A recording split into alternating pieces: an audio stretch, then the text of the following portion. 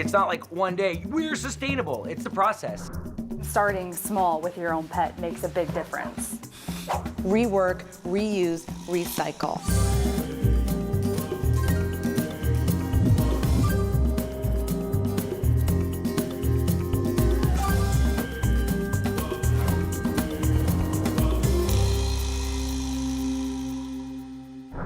Welcome to Save My Planet. I'm Stephen Brooks.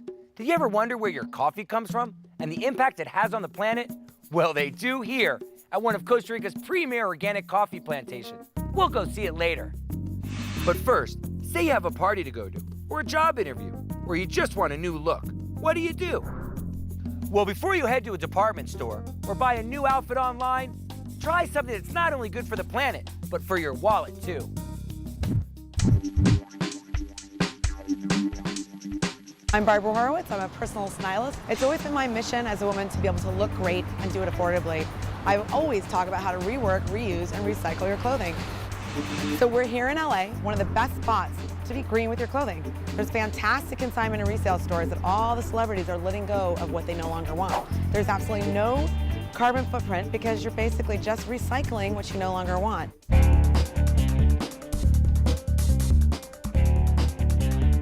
Hey, Shannon. Hey, Barbara. So I'm meeting one of my clients, Shannon. We're going to Decades 2, which is one of my favorite consignment shops in all of Hollywood. Hey, Christos. What's going on? How are you? So good to see you. You too. Are you here to buy, sell, or have fun? Decades 2 is sort of the premier boutique in consignment. We see over 10,000 things a year, clothing and accessories. So basically, we are truly a hunter, gatherer, and recycler of great high-end fashion pieces. They're gonna give some stuff to me maybe to sell, then you hopefully. kind of find something else and do the true recycle. Exactly. Awesome. Exactly. Let's get started then. Oh, this is great. This is Westwood.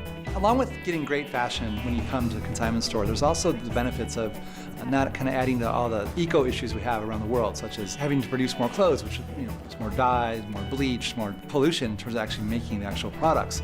And when you consign or are able to kind of recycle these things, you're taking that all out of the loop. I'll definitely consign that for you. So, are you ready to shop? Yeah, let's go. A consignment store functions like a natural ecosystem. You feed it clothes, and it feeds you with new pieces for your wardrobe. That's really pretty. You do too. I love this piece. It's amazing. Love this. Where is it? Okay, cool. Cool. Well, you found some good stuff. I'm excited. So the Miu Miu piece, you got the Miu Miu. Yeah, I love it. So cute. This retailed for I think $850, $900 last year actually, Wow. and it's $395 here, so you've saved over 55%. Yeah, that's amazing. You're gonna buy this today, and you consign 2 with me, so your loads will sell, and that's gonna pay for the dress. Great. One of the things that's so great about recycling your clothing, it's entirely possible that a $3,000 dress could be about $700 resale. So before you go out for that special occasion to buy something that may break your bank, don't do it. Go to resale first. It's good for the planet, it's good for your pocketbook, and that's a good deal. But what if I can't afford a $700 outfit? What if all I have is the shirt on my back? Hey, Afshan. How are you? How are you? Good to see you. So we're here at Estilo Hair Salon with my fantastic hairdresser friend, Afshan. He called me last week and said, hey, listen, I have this t-shirt line. I need to rework some of the samples. Can you come in and do your magic? So we're gonna show him how to make some modifications, and it'll be a lot of fun. Well, these are boys' t-shirts, but I thought, if we could get them to be a little bit more chopped up, it'll be a cool concept Feminine, for girls. to edgy, wear. Yeah. sexy. Yeah, definitely. Cool, that's my shtick. So let's try it. What I'd like to do is I like to lay the t-shirt out, and then I will cut the band of the t-shirt first off. The reason why I do this is I don't want that mass-produced bottom. What's so fantastic about this is you don't have to cut straight, you just have to pull. So it will all roll. And then what I like to do is I again like to take off anything that looks like I bought it at the store. So I like to cut the sleeves off. I really like the idea of reprocessing and recycling something and taking it a step further. And I feel that's always there's always something new to come out of it. What I love with my designs is making it look like something that no one could buy, like it's something that I created on my own. I don't really think of this as green. I think of it as just something cool and fun to do, and reprocessing and taking an idea and tweaking it. And the fact that it is green, it's cool because it's helping the planet, and it's something positive that we all need to be conscious of. This looks great. Before you go and buy something new, go and check out in your closet. Grab a scissors, see if you can rework something. Go and see if you can sell a couple pieces at your local consignment store. Rework, reuse, recycle. For all you fashionistas out there, remember, this season's must-have outfits come at a great cost. Precious fossil fuels are gobbled up at production and delivery.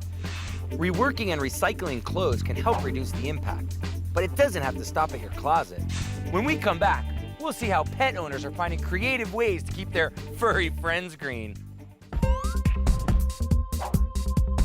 So you ready to roll up your sleeves and clean out your closet? Well, before you toss that top, here are a few ways to unload and stay green. Get creative and tailor old clothes into new styles. Have a clothing swap with friends. And if you knit, recycle old sweaters into balls of yarn. The worst place for old clothes is the trash. And if you can't reuse, donate. Welcome back to Save My Planet. The impact we have on the environment can come from unlikely sources, like our pets. From the food we feed them to the toys and treats we buy them, our pets' carbon paw prints can get pretty big. The good news is it's not that hard for you and your pet to live green.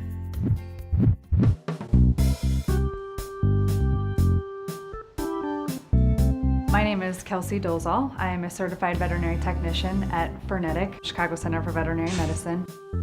My commitment to environmental living is trying to help my pet and myself and live as green as we can. Buying products that are post-consumer recycled materials, and just trying to be the best green pet owners that we can be. There are 75 million dogs in this country alone and 89 million cats. You can't even imagine the amount of money and product that goes into those animals, let alone the waste. And the waste that cats leave behind and what we do with it can really affect the planet. It takes a lot of money to do that. With the millions of cats that are in the United States today, cat litter is being dumped by the ton into landfills. So a better choice in litter would be a litter that is a more natural litter made out of wood or recycled materials, something that is going to biodegrade a lot faster than the clay or the other litters. So here are a few options of dog beds. We have a recycled bed here, one that you can recycle, and then one that you can redo. This is stuffed with recycled post-consumer plastic bottles. Buying a bed isn't your only option. It's pretty easy to pump new life into your old one too. Things that you can do with beds that you already have are, if they have a zipper, then great. If they don't, you just find the seam where they stuffed it. Take that seam out with a seam ripper, pull out the material, recycle it, wash it. You can either put it back in if it will go back in, or you can stuff it with old towels, old blankets, or other materials that you have in the house. If you take a look at what you do normally, a lot of people will realize they're real close to being green, they just need to do a little bit more. I hadn't really thought about buying the blankets at a garage sale as green. It's like, oh, some of this stuff, like I said, we're already doing it, you don't realize it. Things that you can do at home if you don't have money to go out and buy a new toy, products that you already have that you're going to recycle anyway, are old water bottles or milk jugs, or even paper towel rolls. You just put food in them, put it down on the ground like a little toy, and they just kind of bat it around. They can chew on it. If they're a dog that does destroy things, you kind of want to watch them and see she just knocked all the food out, and she's going to eat the food, and then she'll come back to the toy and play with it again. This stuff is great for when you're inside, but what about when I want to take Rover out? Leashes, collars made of hemp is a good material, an economical, very durable. This is a very awesome poop bag. This is called the Bio Bag. This is made from corn. It is a completely 100% biodegradable and compostable bag. It will biodegrade in 10 to 45 days. A lot of water is used when you bathe dogs, so an idea is to use wipes instead of bathing. All you do is take one of these wipes, and instead of washing her whole body, I'm just gonna either wipe her down because she's stinky, or I'm gonna wipe her feet off because that's where the dirt is. Hey, sometimes I use wipes instead of showering. That's normal, right? But seriously, it's really important to keep pets clean and healthy. So what'd you say about this green pet food? A green pet food would be something that does not have any wheat, any corn, any animal byproducts. What you put into your body is what you're going to get out of your body. So you wouldn't want to feed your dog, junk, which they do put into a lot of the cheaper, lower quality dog foods. I have switched my dog over to one of the foods that's more of a natural diet. He's done tremendously well. He's running and jumping more. He just seems happier and more active. His coat is much smoother and softer and shinier. So I'm seeing positive benefits.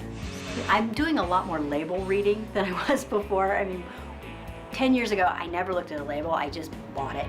And now I look to see, is this green? What's the long-term effect of something I'm doing right now?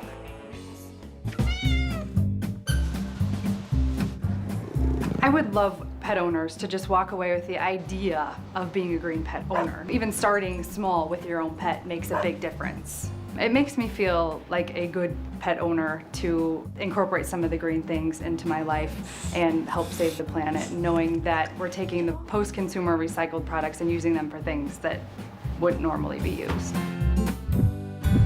One of the best ways to lighten the load on the planet is to cut back on all the stuff we buy. So don't be afraid to repurpose those household items. You might be surprised by what you can dream up. When we come back, we'll explore these coffee fields and see how the folks around here cultivate a very special brew.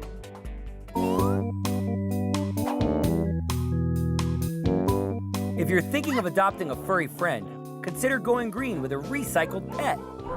The commercial pet trade creates a glut of animals, which means more mouths to feed and more waste. But shelters are full of cats and dogs that have been abandoned or rescued and just need a good home.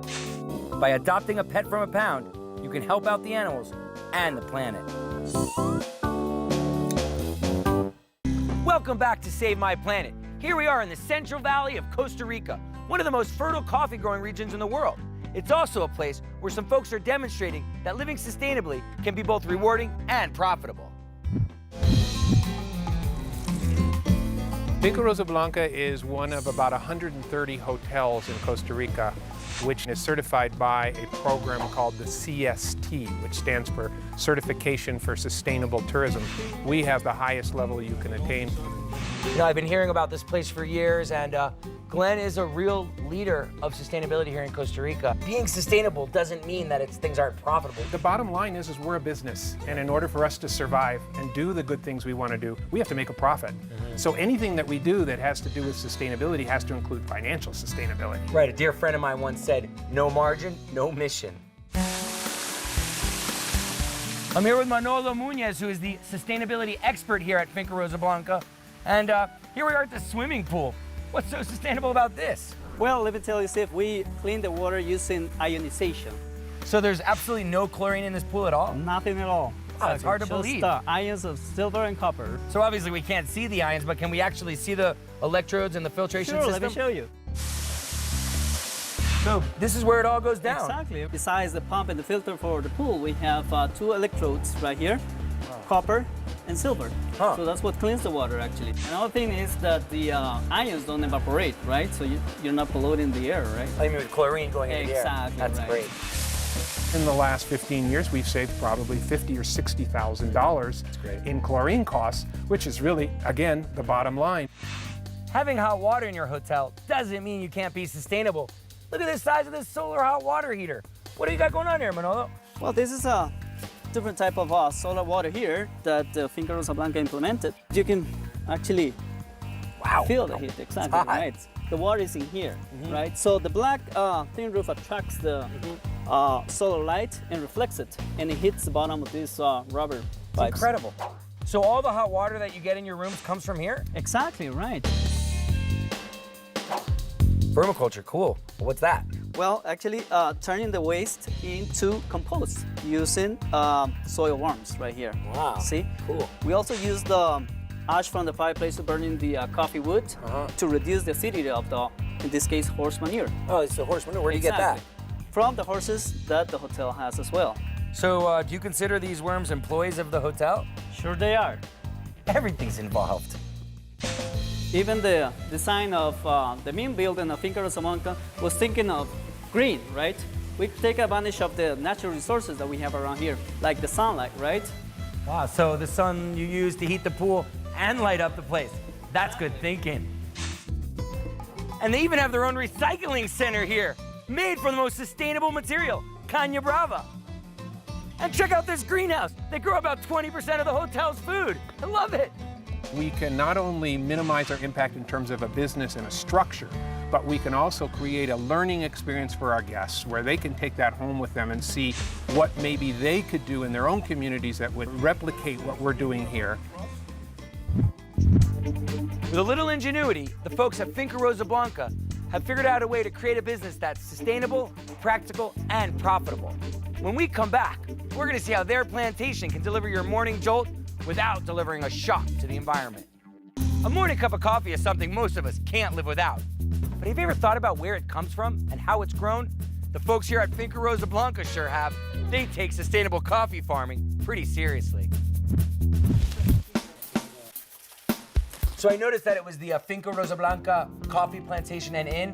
Where's the plantation? Okay, well, we own several coffee plantations around the hotel. In order to conserve property around here, rather than have it turned into urbanizations, we decided that it would be wonderful if we could buy some of these properties and keep them. But who's going to pay the bill? So we decided that if we're going to do this, we really have to do it in the same vein with the same concept that we do everything else here. I've heard the term agro-ecotourism. It's like agricultural ecotourism. So your guests can actually take a tour of the coffee plantation. You know, they drink coffee in the morning to actually see where it's coming from. Super innovative. Yes, and we really like that our guests can actually get involved with knowing the area, knowing the culture, seeing the coffee, picking the coffee if they wanted in that season. And it was all part of one great symbiosis between tourism, agriculture, conservation, and supportive culture. So incredible, a hotel that grows its own organic coffee. And Leo here is the organic coffee expert and tour guide. What's gonna happen here? Well, basically, we have here our guests, Walter and Jennifer, who go through every aspect as per what is organic, as per what we do over here to obtain high quality coffee. The first thing we notice in an organic field, whether it's coffee or any other type of product, is that we grow following the contour of the terrain, so as to both, of course, maximize the use of the land, but also to minimize, to lessen the impact of erosion as much as possible. When we have slopes, for instance, we grow then foliage plants that will help us hold on to the soils and as a consequence to the minerals and the nutrients. You see walls or barriers of it in very grass. And basically we grow these so that during the rainy season, as waters rush down the slope, we'll be able to hold on to the soils and the minerals and nutrients in those soils. These are erythrinas, legume-type trees. And basically they produce a lot of foliage that will help us shade coffee. Shading then will allow us to lower the temperature so that we'll have a prolonged ripening process of the fruit in the plant, greater enhancement of natural sugars then. So basically, with these other plants and trees, you're creating naturally the perfect environment where the conventional plantation will use chemicals and you know, bad things, and this is just, you're just doing it with nature. Wow, it looks like we got some really good time. We got picking fully in effect. This is a patch that has lots of ripe berries. And that is essentially what we need to do, pick just the ripe fruit. So it's selectively picked by hand. Someone's hand picked it and put it into a basket. It's that, you know, you really think about that when you're drinking your coffee. What a magical process. So I'm here with Juan Ramirez. He's the foreman, and obviously this is a very important time of the year. ¿Y cuánto tiempo tienes aquí trabajando? 4 años. Yeah, so he's been working here for 4 years. His father and his father's father and his father's father's father have been involved in growing coffee their whole lives. It's like coffee's running in their blood. Me gusta mucho porque estamos cuidando el ambiente, la fauna, la flora. He really likes working here because they, you know, it's not just about the coffee, but they protect the flora and the fauna, and all the people that work here are also given a really good education about how things are done here so that they could bring that information back to their families, and it could really just infiltrate everywhere. Organic. Also, they can see the working of the farm as an agriculture entity. They see our machinery. They see the final product. Go ahead and just try it. It's so incredible. Like, you know, we think just, oh, we go to our supermarket and they sell this bags of brown powder, but to really see the journey that coffee goes on from the plant to now our cups. Cheers.